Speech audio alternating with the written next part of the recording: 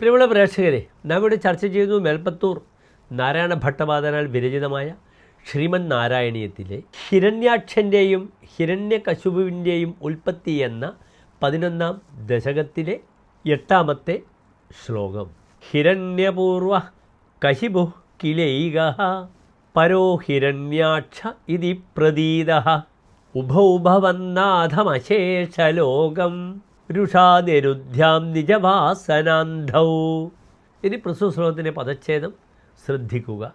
ഹിരണ്യപൂർവ കശിപു കില ഏകഃ പരഃ ഹിരണ്യാക്ഷഃ ഇതി പ്രതീതഃ ഉഭൗ ഭവന്നാഥം അശേഷലോകം രുഷാ ഞരുന്ധാം നിജവാസനാന്ധൗ. അടുത്തതായി പ്രസ്തുത ശ്ലോകത്തിൻ്റെ അന്വയമാണ് നാം ചർച്ച ചെയ്യുന്നത്. ശ്രദ്ധിക്കുക.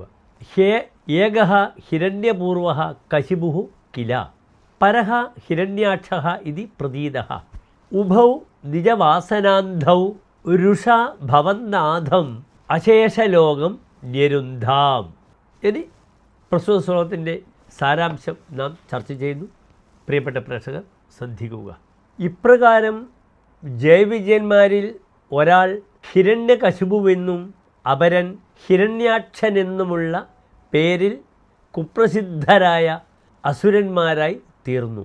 അസുരപ്രഭാവത്താൽ ഉന്മത്തരായ അവർ ഇരുവരും അങ്ങുനാഥനായ സ്വർഗലോകത്തെ രോഷം പൂണ്ട് ഉപദ്രവിക്കാൻ ആരംഭിക്കുകയും ചെയ്തു. നമസ്തേ.